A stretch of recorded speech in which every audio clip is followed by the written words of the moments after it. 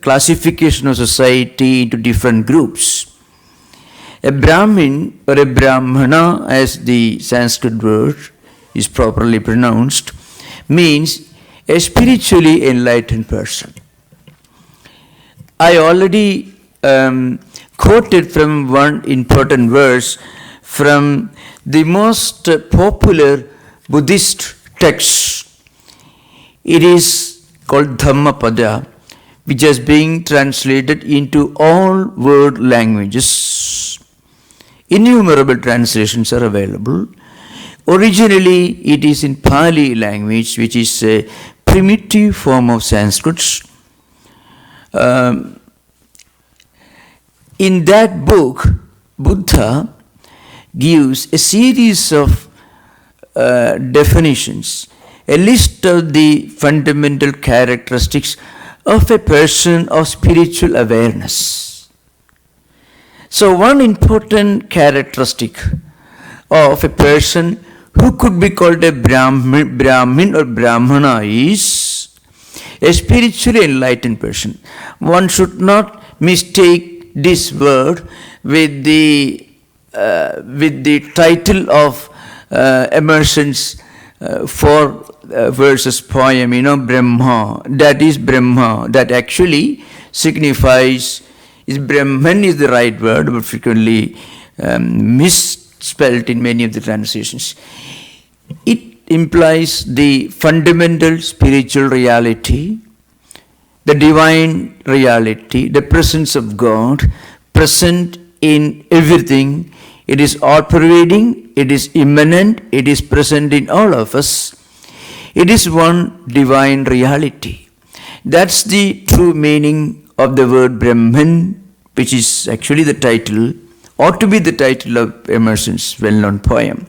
Here the word is Brahmana, frequently it is spelled as Brahmin, it is called. Very often, if you just go to the dictionary or an encyclopedia and find an description of the word Brahmin, you find it is one of the four castes of Hindu society. It is maybe the highest caste, as they will call it. It is one of the four groups of Hindu society. But that is not the real meaning of the word Brahmana according to this book, Bhagavad Gita. So who is a Brahmin? Yavan artha udabane sarvada sampradotake tavan sarveshu vedeshu brahmanasya vijanataka.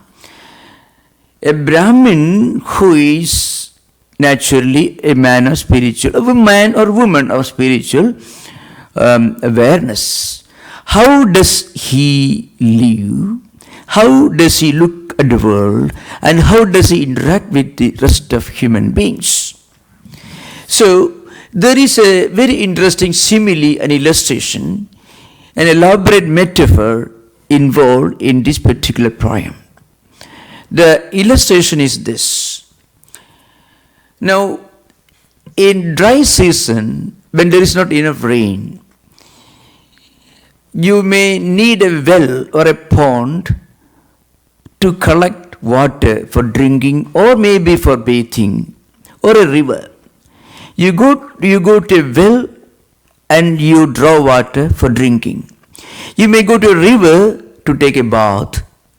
You may go to maybe a pond also to take a bath.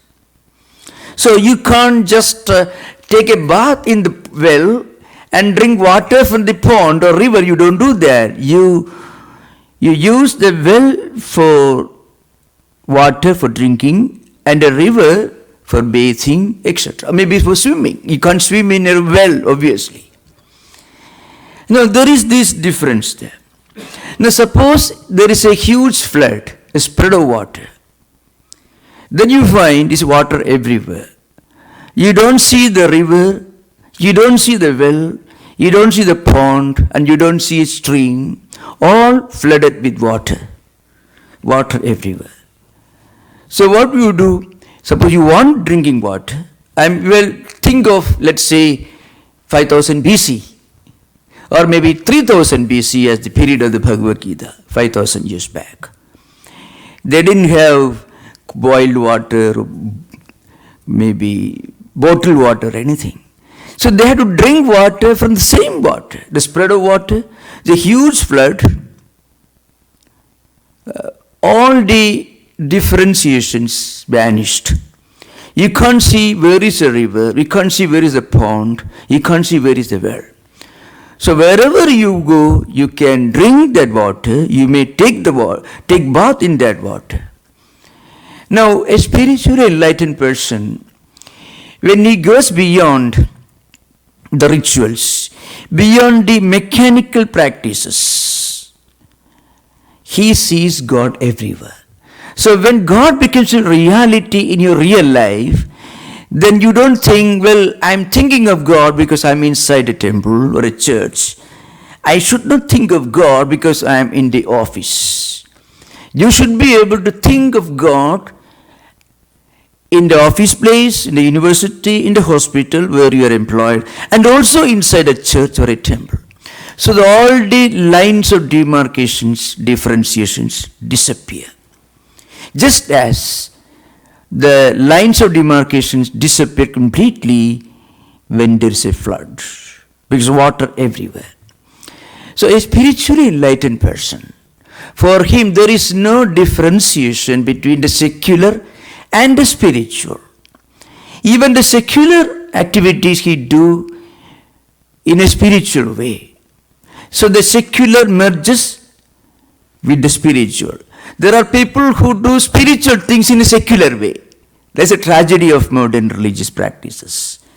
So an ideal spiritual person should do the secular activities in the spiritual way. Spirituality should not merge in the secular. The secular should merge in the spiritual. So all these differentiations vanish. That's why an ideal devotee of God in any religion, in any tradition, or maybe an enlightened person who may not even believe in any religion or God, an enlightened person, for him there is no secular spiritual equation or differentiations. So that's why in the Bhagavad Purana, the ideal devotee of God who has reached a mystical level of spiritual awareness is described as, that means a person who sees God everywhere and sees everything in God. Sarva bhudeshu yappashyet bhagavad bhavam atmanaha bhudani bhagavadi atmani esha bhagavadottamaha. Bhagavadottama means the highest, the most highly evolved spiritual person, a devotee of God. He sees the presence of God in everyone and in everything, and he sees everything in God. So, such a person is called a Brahmana. Now, if you take this definition, which is the definition given by Lord Krishna himself in the Bhagavad Gita, which unfortunately, it is not the name of a birth or a caste. I should say a few things about how this is misunderstood. Well, I won't go too far, but during interaction I can enlighten you more. You see, in course of time what happened in India, it's an ancient country, highly disorganized. Each group has its own way of spiritual practices because there is so much of freedom. But behind all that there is the idea that God is all pervading everywhere. And it is one attributeless reality. So, what happened? These great ideas that you find in the Vedas and the Bhagavad Gita, and also in the Buddha's teachings, which I am going to quote right now, were totally hijacked by the priestcraft and also by the ruling classes. Just as, for example, when you may, I don't want to go too far, but if you read the important works that led to the collapse of Soviet Union, you find there were special privileges for the members of the party, the British. They had their own schools where their own children can alone go for education, their own supermarkets where the members of the Palladium alone can go for shopping, their own universities and colleges where common people were not allowed. A much more conservative and privileged system than what existed during the Romanov dynasty, the Tsars, Nicholas II, who was the last emperor of the Romanov dynasty. So this kind of hijacking of ancient spiritual ideas do happen in the history of world civilizations. So look at what Buddha says.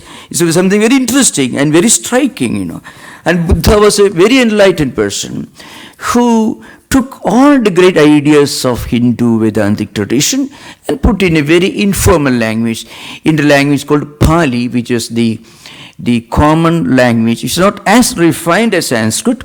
He spoke in Prakrit, and his teachings were recorded in Pali canonical literature. So you find here, Diva Tapadi Adicho, Retti Mabhadi Chantima. It is similar to Sanskrit, but it is still very different. It's a corrupted form of Sanskrit. Sannadho Khattiyo Tapati. Kshatriya becomes Khattiya, it is Pali.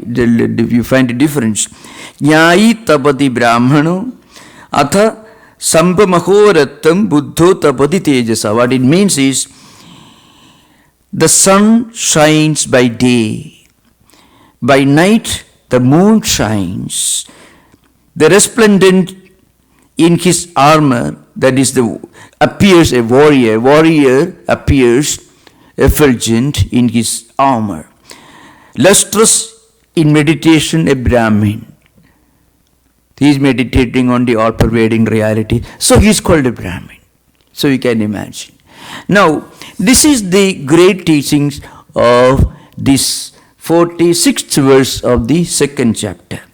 That means a person who is above differences, above the secular spiritual equation, differentiation, who can see the spiritual even in the secular, who can think of the all-pervading reality of the presence of God, even when he is not inside a temple or a church or a place of worship, who can see the spiritual in the secular.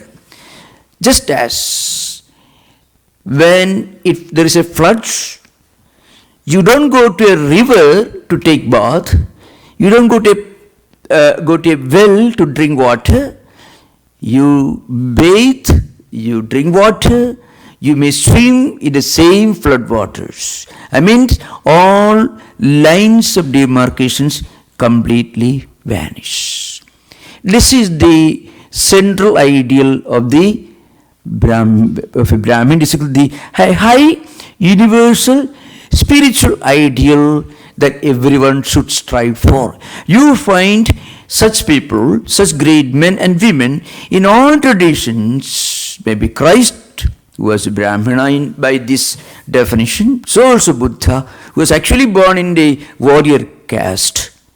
So it is this universality of spiritual outlook that makes a person a Brahmin. That's why, Sarvada Sampradodage Tavan Sarveshu Vedeshu Brahmanasya Vijanataha. In the Vedas, in these ancient scriptures, there are many teachings which are not necessarily spiritual, which constitute prayers for secular enjoyments, but a person who understands the Vedantic message of the universality of the divine reality present everywhere, for him there is no differentiation. And not only that, Tarvan Sarveshu Vedeshu.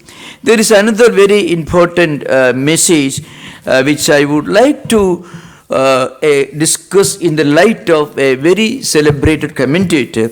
It was Shankaracharya, who lived in 8th century AD, who actually brought out the teachings of Bhagavad Gita for the benefit of all of us. If he had not written his commentary, we won't be reading Bhagavad Gita today. And along with, in the midst of his innumerable great works, Vivekananda, the founder of this organization of this Vedanta Society as a branch, considers this commentary on the Bhagavad Gita as one of the greatest works of this great philosopher, Saint Shankaracharya. I shall just read and I shall try to explain. It's very interesting. Yatha loge kupa tadagadi anekasmin udapani parichinnodage yavan yavat parimanaha snanapanadihi artha phalam prayojanam sa sarvaha arthaha sarvadas sampradodage tavan eva sampadhyate tatra antarbhavati iti arthaha evam tavan tavat parimana eva sampadhyate sarveshu vedeshu vedokteshu karmasu yap artho yat karma phalam sa arthaha brahmanasya sannyasinaha paramartha tattvam vijanataha ya artho vijnana phalam sarvadas sampradodage sthaniyam tasmin tavan eva sampadhyate tatra eva antarbhavati ityarthaha. I am quoting from an ancient work, maybe a little too fast, but I shall try to explain. Even if you don't understand one word of it, you won't miss anything. The implication is this. The illustration continues, We use water from the well. That's what he says. It is from Shankaracharya alone we get this meaning. The 46th verse of the second chapter. So the great commentator says, for different purposes, like bathing, drinking water, maybe swimming, we use different sources of water, river, well, ponds, and so on. So there is a differentiation. Like that, at the beginning of a spiritual life, we may perhaps divide our 24 hours of the day for different purposes. 2 hours in the morning, maybe 1 hour at least, we may read holy scriptures, we may pray to God, we may meditate, we may do certain activities which we consider to be the most essential spiritual practices we do. And evening also we may do. Or maybe Sundays we may go to church, or another day we may go to synagogue or place of worship, Buddhism, whatever it is. This is how we start our spiritual life. But the great commentator says, this is wonderful, very good, but this is only primary school. You can't reach the university without first going through primary school. You can't straight away go, if you're a small kid, you can't straight away go to the university. So this is necessary. But then, the ultimate goal should be that when we reach a higher stage of spiritual evolution, education continues throughout your life.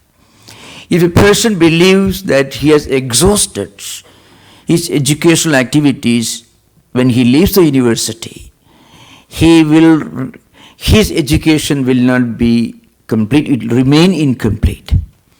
So real education is something that we continue throughout our life. As long as we live, so long as we learn. That is, the great Sri Ramanuja himself made the statement, the teacher of Swami Vivekananda. Well, like that, a spiritually enlightened person, when he reaches a higher level of spiritual evolution, for him, there is no such thing as a secular activity. Even the so-called secular activity is also spiritual activity. So for him, there is no need to set apart a fixed time for spiritual practices. Now in the Vedas, there are many prayers, many rituals also mentioned, not only philosophy. It's a huge body of scripture, very huge. The highest Vedanta philosophy that we are discussing, that is the essence of the Vedic literature. But there are also many aspects related to everyday secular life practices and so on. And there are many prayers and practices meant for attaining material enjoyments.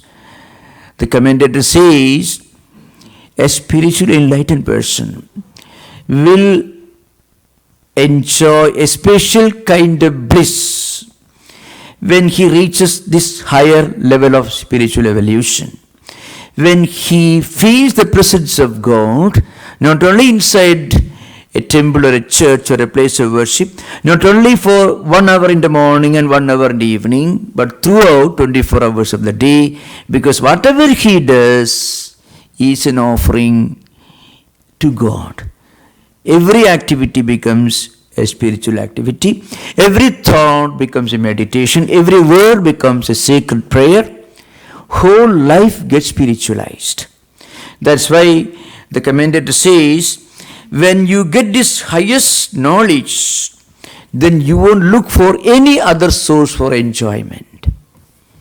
The greatest enjoyment is spiritual enjoyment, because that gives you a mind which can look for this higher inner blissfulness, even in the midst of the ordinary secular activities. So in the Upanishad you call Ananda Mimamsa, the ascending order of enjoyment. It is not enjoyment, ascending order of bliss. The highest bliss is spiritual blissfulness. That is the view of the Vedantic scriptures.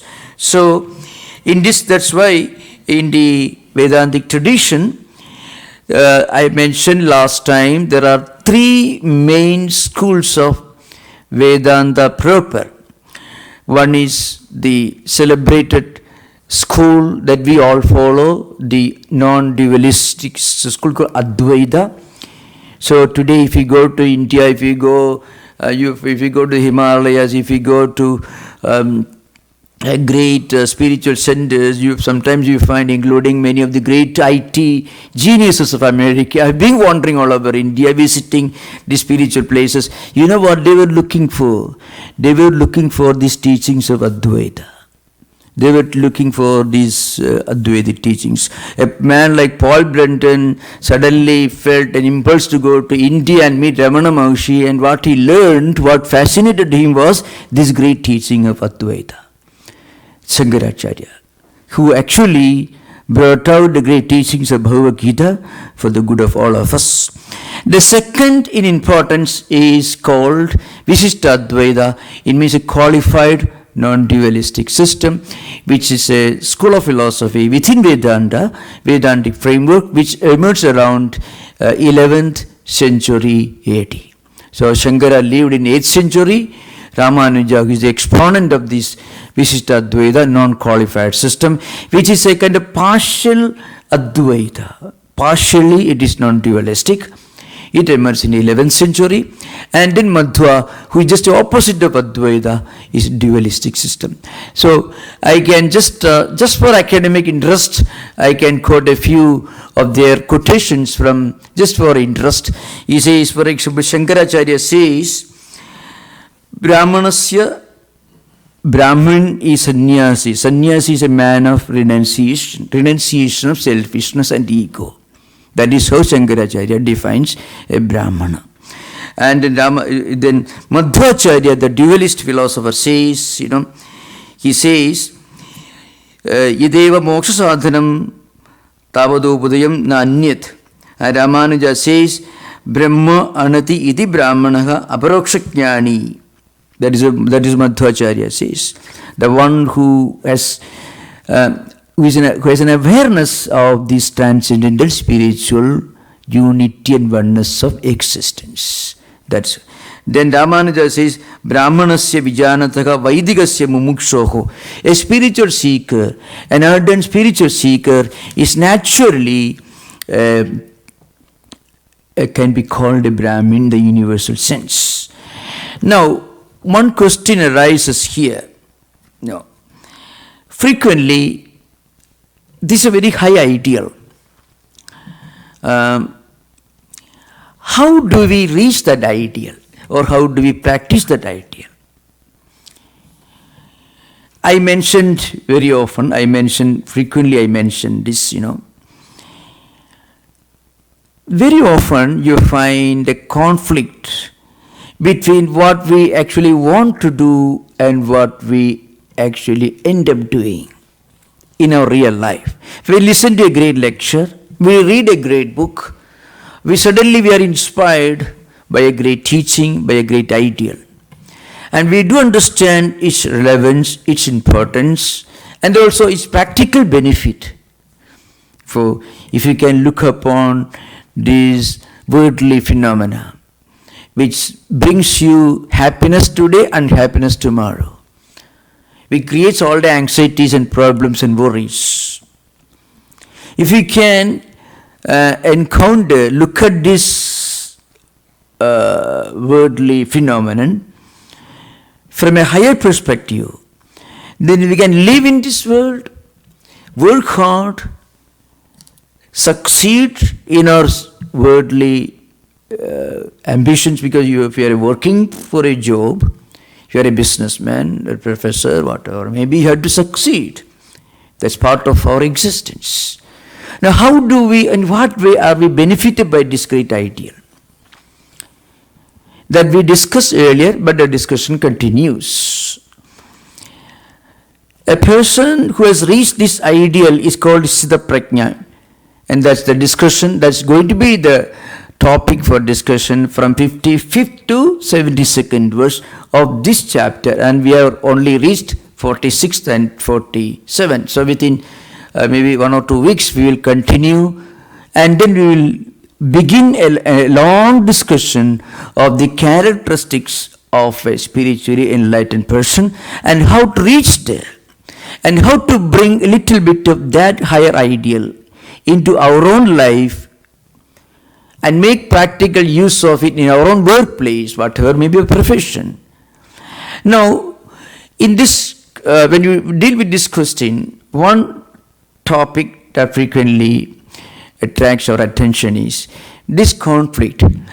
What we want to do because we are inspired by a great teaching, and the obstacles that we have to encounter. Mind won't permit us to do. Why is it that our own mind doesn't cooperate when we sincerely try to do something that we want to do, which we know is going to be beneficial? I once on one occasion, maybe 2 sessions earlier, I referred to Dostoevskian theory. Frequently there is a degenerate natural passion for something which is self-destructive, which Dostoevsky discusses in Brothers Karamazov. I am leaving that apart, because I am leaving that aside. But that's kind of aberration in a natural tendency you find among certain people. They know this is something they should not do, but they have hell-bent on doing that. But that's very, very rare. Normally, all of us, all normal people belong to another category.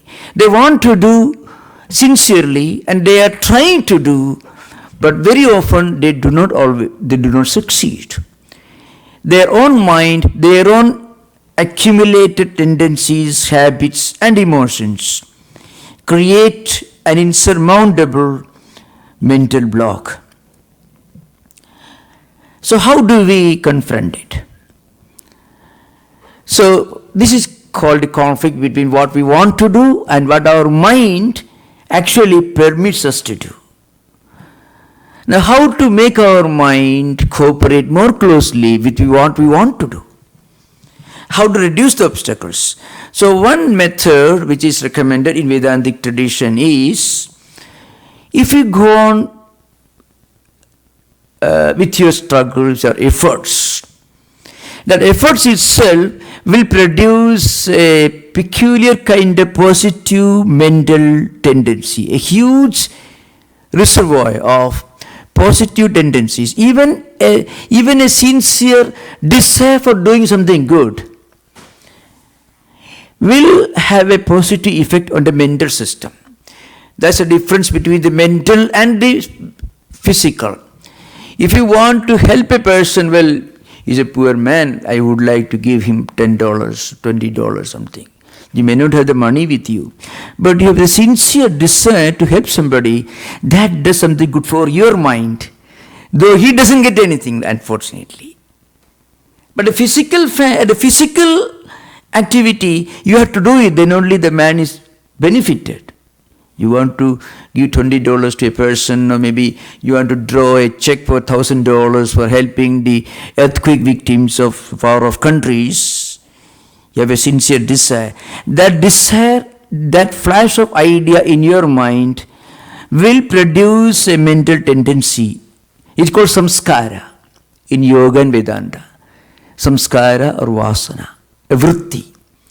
So even a desire, even an effort to do something good will not be totally devoid of its actual benefit.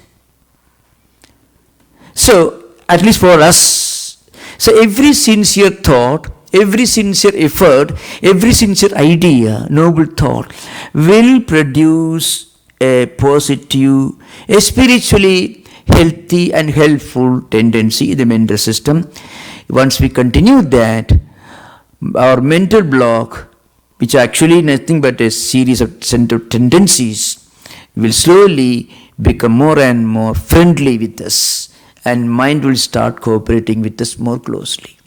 That's why Shankaracharya says in one of the important statements, he says, the list of a spiritually enlightened person is given not for your information, not for your theoretical information, only because you should try to get those characteristics for you, because once you get those characteristics, one day you will end up being a spiritually enlightened person.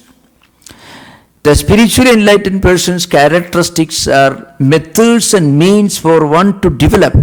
We should strive to develop those good qualities. Wisdom, equanimity of mind, the ability to look at good and bad, pain and pleasure, profit and loss, happiness and unhappiness, with an equanimity of mind, with the perfect equilibrium of mind, but without being negligent or indifferent to our duties, doing our best to succeed in everything. Still, we should be able to look at success and failure with the same equanimity of mind. So this is one of the characteristics of a spiritually enlightened person. You find in the coming verses. This is something which everyone can strive to internalize and develop for himself. So now we'll go to the next verse, which we already discussed a little, and after that we'll go to the next one. Karmanneva adhigaraste ma phaleshu kadachana ma karma phalahedur bhuhu ma te sangostu akarmani. I already discussed this. Actually, it's a fact that we have control over only on our own effort. The exact result of our activities is not 100% within our control. When we operate a machine, how it's going to function is within our control. But how our own mind is going to function is not within our control. So we cannot control our mind the way we control a machine. So that's why identical activities and experiments will produce identical results in science. But in life, it doesn't happen that way. You go on working hard, put your best effort, and you succeed, and you will think that when I get a plenty of money, lot of wealth, I will be very happy, but it doesn't happen. Very rarely it happens. So, the means do not always constitute the totality of the ends in real life. You go on helping a person with all noble intentions. That person may turn out to be your worst enemy. So, in Sri Ramanuja's Gospel, there's an interesting thing. Somebody came to Ishwarachandra Vidyasagar, who was a philanthropist, and told him, well, this person is criticizing you unnecessarily. Then he said, I did not do anything to help him, then why should he criticize me? I did not do anything, I did not try to help him in any way. So why should he criticize me? So if you help a person, then you will be criticized. Now, this doesn't happen in physics or mathematics. 2 plus 2 is always 4 in mathematics. 2 plus 2 is not always the same in life. 2 plus 2 can be anything in life, not necessarily 4. But 2 plus 2 is always 4 in physics and mathematics. That means the predictability, the ability to anticipate a definite result is not 100% in real life as it is in mathematics. What does it mean? That's what Lord Krishna says, karmani eva te adhikaraka. Adhikaraka actually means not rights. It means your role stops with what you do. The result will be produced according to your activity, but that result is not 100% predictable. It is not within your control. That's why if you go on helping a person, if you apply mathematical logic, that person should help you back, reciprocate. At least you should not become your born enemy. That's what Giri Chandra Ghosh says, I did not help him any time, then why should he criticize me? So that means in life, the logic of mathematics does not apply. So that's why Lord Krishna says, in reality, from a purely psychological perspective, your right is only for doing your best as an offering to God, if you believe in God, or as a part of your own duty and responsibility. If you are an agnostic, anyone can practice the spiritual psychology of Bhagavad Gita. Bhagavad Gita is so fascinating, so universal. It doesn't talk about going to temple and pray. It doesn't talk about any particular religion. It talks about the universal spiritual doctrines. It talks about the evolution of human spiritual life, human spiritual pursuit. So that's why it says, your right stops with your effort. The results are not always predictable. Then the next 2-3 verses are very important because they further discuss this karma yoga ideal. This is an important definition of the psychology of karma yoga. You find yogastha kuru karmani sangam tektva dhananjaya siddhya siddho samo bhutva samatvam yoga uchyate. According to Gandhi's writings, some of these verses actually guided him all through his life. So this is some of these verses. Karma yoga is more elaborately discussed in the 3rd chapter of the Bhagavad Gita. But the psychology of karma yoga is put in a nutshell in this particular verse, the 48th verse of the 2nd chapter. Yogastha kuru karmani, mean do your work. Here, karma doesn't necessarily mean physical activity, as frequently it is translated in dictionaries. Krudhatu indicates any kind of movement, any activity involving energy. That is the dhatu. Kru means the root, Sanskrit root. Krukarane. So, even a thought is an activity. When an idea flashes in your mind, that's an activity, mental activity. When you think of something, it is an activity. When you speak, it is an activity. So, there is no such thing which is not an activity. So, Lord Krishna says, do your work, be engaged in whatever activity you are going to be engaged. But one important condition, yogasthaha. Yogesthitaha means be established in yoga. So, what is yoga here? Yoga here means connecting ourselves with something transcendental. That is yoga. So you samadho and you yogi. There are two meanings. There are many other meanings, but two fundamental meanings for the root yuj, which is the root of the Sanskrit root of word yoga, is one is samadhi, the other is connecting with the transcendental. See, if we can connect our activity with the verbal activity, like speaking a word, or intellectual activity like thinking a thought, whatever may be, if we can link it to something universal and transcendental, then every act becomes a step towards spiritual enlightenment. If it is not linked to the transcendental spiritual ideal, then every act becomes a chain that binds you to this world. So how does it become a chain on the one hand, and how does it become a means to raise beyond the empirical, to connect with the transcendental? So I shall try to explain. Normally, whatever we do, action, word, deed, thought, anything, will leave a residual effect on our mental system.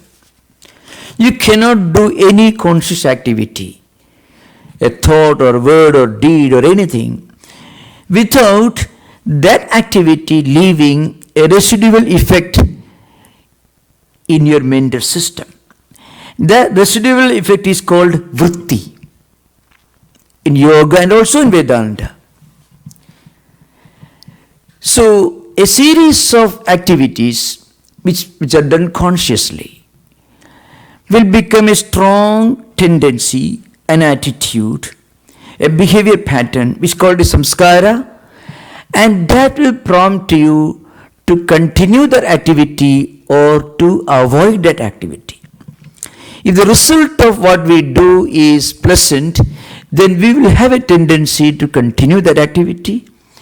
If the result is not pleasant, then we may have a tendency to avoid that activity. Now, once we do our duty and work without any selfish motive, by linking it to some higher transcendental ideal, then this vritti, the residual effect,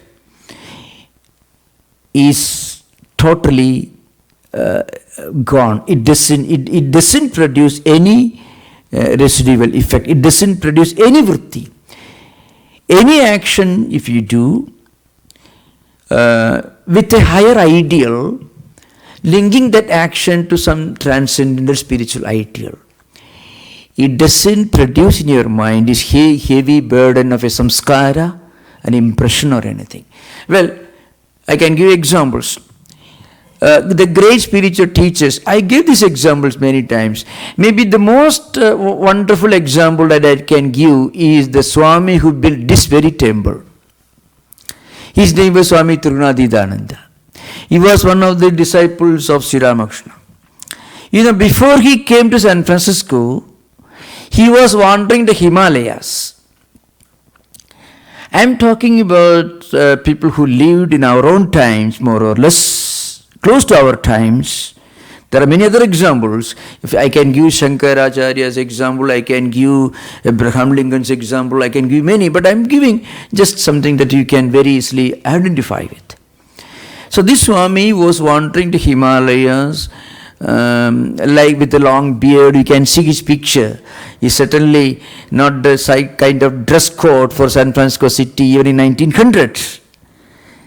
But Vivekananda asked him to come to this city, and he reached here in 1903 January. And you can see his picture now. This was not his picture. This is not the dress in which he wandered all over the Himalayas. Some kind of maybe rags with a long beard. You can see his picture in some of other photos. So when he came here, he underwent a complete transformation. And within 13 years, he built this temple within less than 5 months, which we took almost 3.5 years in the 21st century with all modern technology.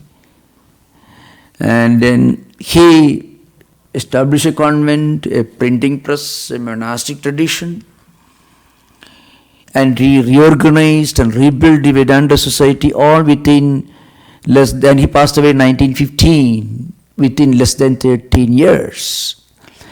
You may imagine, if you read his life, you find we don't know if at all he ever slept. So how could they do so much? I'm talking just imagine the physical energy. After all, you'll be tired after all. And you know, when do we get tired? When we do a lot of work and then we sit, oh, I did a lot of work. At that moment we get tired, really speaking. Suppose when you're working hard and you don't feel you're working, you don't feel that much tired. You may do little and then sit, well, I did one great job, then you become tired. So that is said about, a more unlikely person like Gandhi was a politician, saintly politician. He said about him also. So how do they do so much without feeling fatigued, tired and exhausted? Because whatever they do with a degree of detachment. Detachment means non-attachment.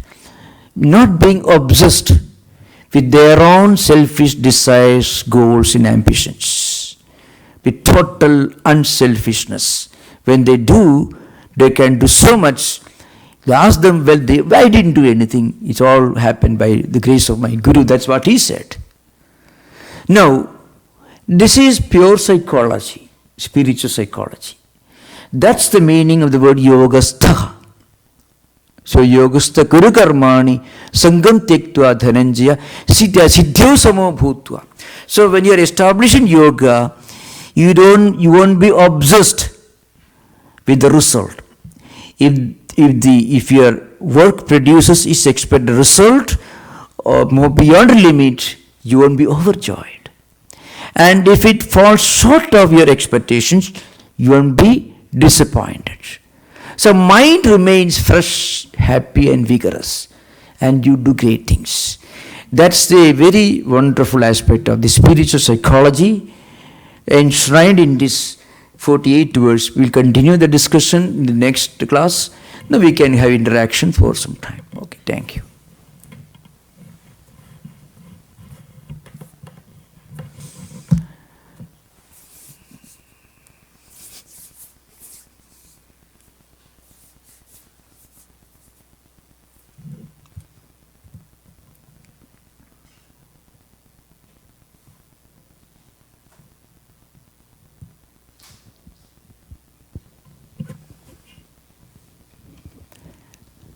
Then we will, there is no question. And we are happy actually there is no question. It's also perfectly clear really. Yeah.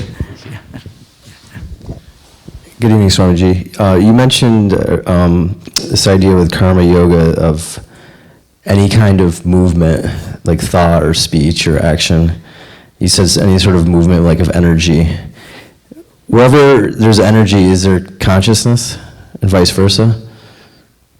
Yeah, without consciousness, there can be no energy.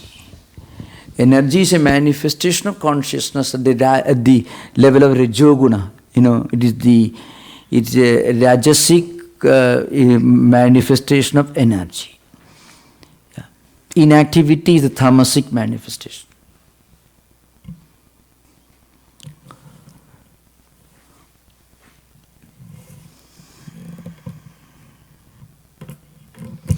So thank you. We will continue the discussion in the next session. Om Shanti Shanti Shanti Harihi Om Tat Sat Sri Ramakrishna Arpanamastu.